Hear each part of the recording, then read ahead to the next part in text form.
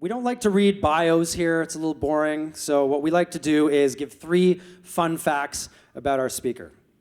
So first up, we have Adam. Hey, Adam. So, number 1, Adam was once thrown out of a Chapters Indigo store for defacing books on the shelves. As it turned out, Adam was simply signing a copy of his own book, but no one had told the security guard. That's awesome. Adam is deathly afraid of snakes. He even has to squint through the second Harry Potter movie to handle the obviously fake snake scene. Snakes on a plane? See that one? No? A lover of geology, Adam once praised how unique the rocks found in India were before he was informed that what he was holding was, in fact, coagulated bird shit. Please welcome to the stage, Adam.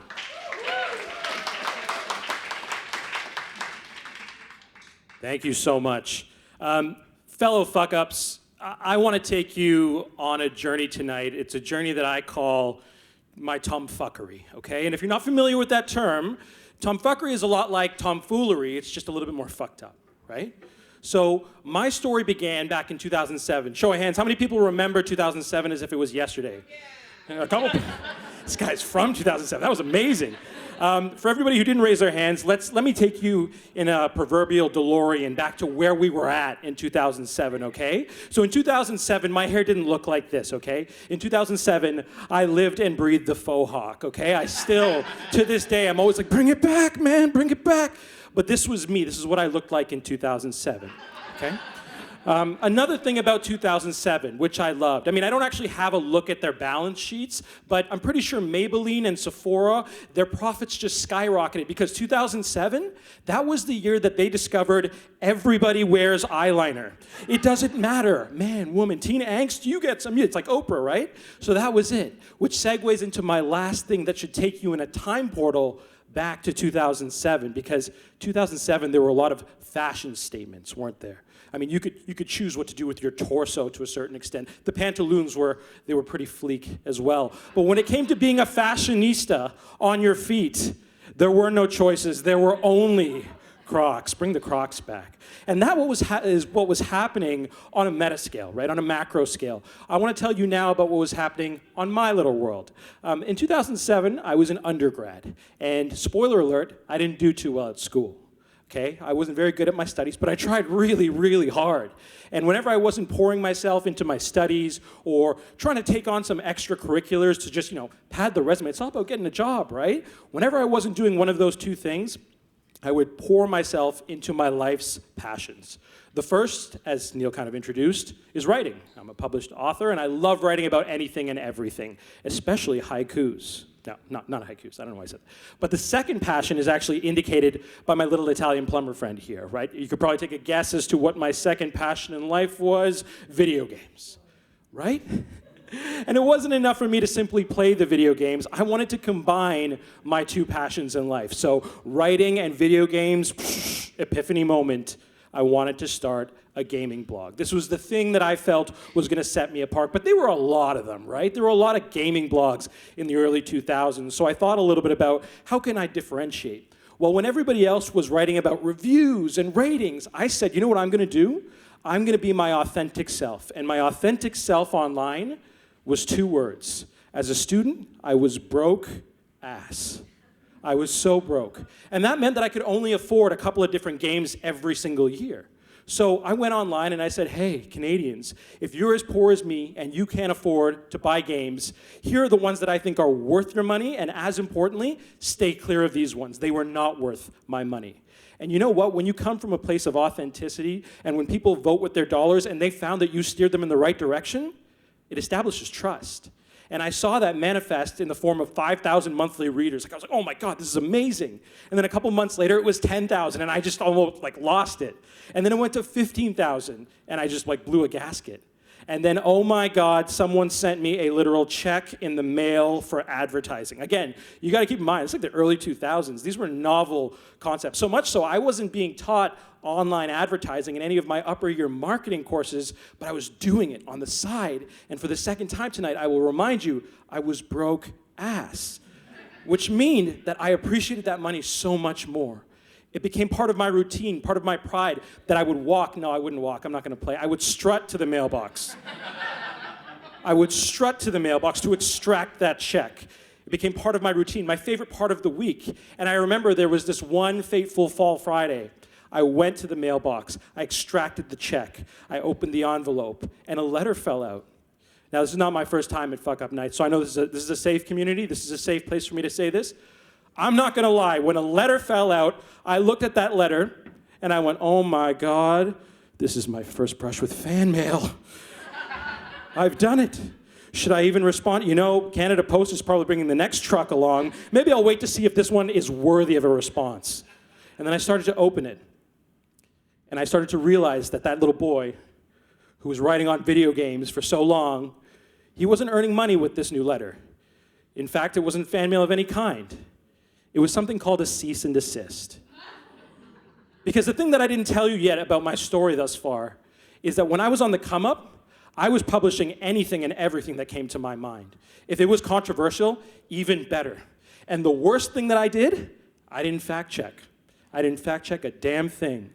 And it hadn't really bitten me in the butt until now, when I was reading, for anybody who's maybe unfamiliar with what a cease and desist is, a very long, scary, lawyer-written note that quite frankly says, stop doing the thing. Stop doing the thing immediately. And if you don't do it, there's a penalty. And that penalty is expressed in a lot of dollars and a lot of cents. And for the third time tonight, I will remind you I did not have a lot of dollars and cents because I was broke ass. And so this represented to me a turning point. I had fucked up really, really badly because I was trying hard in school and I was doing all those extracurriculars. Why? To land the job. And now in one fell swoop is what it felt like, my career that I hadn't even started was already in jeopardy. What the fuck was I gonna do, right?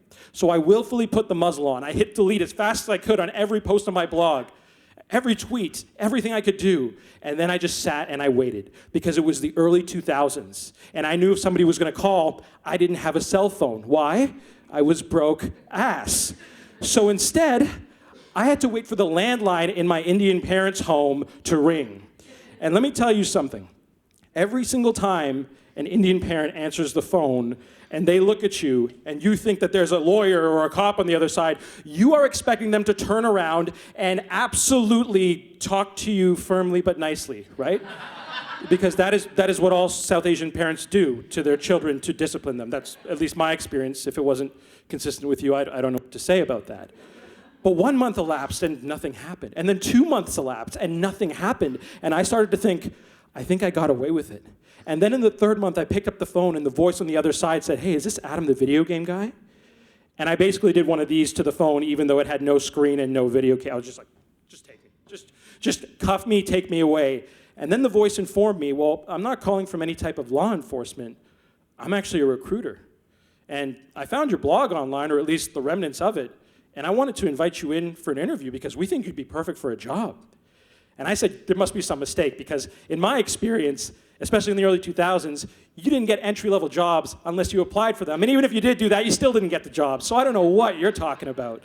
And they said, no, well, the blog that we found, it demonstrates a consistent approach to content strategy. And more importantly, you can build something that we can't. That word. So we have a problem internally where our head office and our stores, they don't like each other. More importantly, they don't talk to each other. What do you think? Can you come in and cultivate community? So I came in, and my big idea was not really that big. It was to use one of the fundamental tenets of marketing, which was in every client, in every customer's mind, we as brands, we are not the hero. They are the hero. We as brands, we are merely guides that give them solutions. That's all that we are.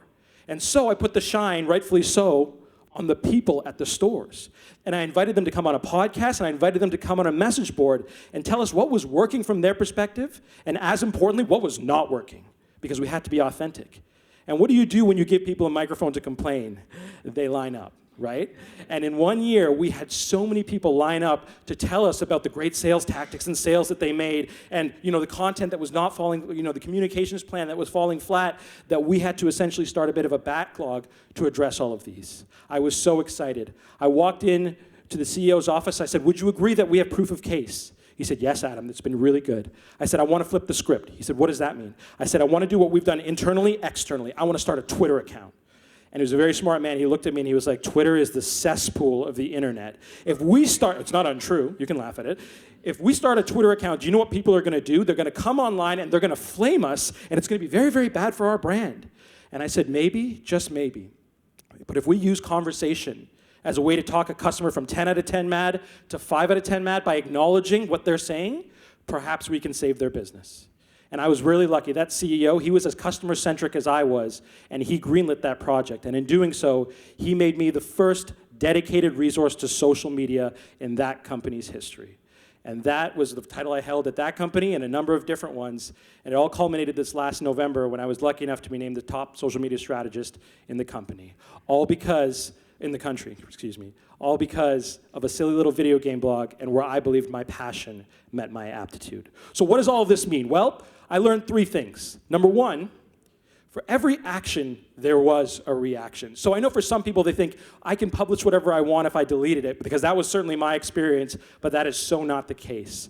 So certainly you want to use the New York Times test whenever you're publishing online. Think about, if I was okay with this being published tomorrow on the front page of the newspaper, attributed to my name and my company, what would I think? What would my boss think? If you are your own boss, what would your mom think? Right? Can you pass it?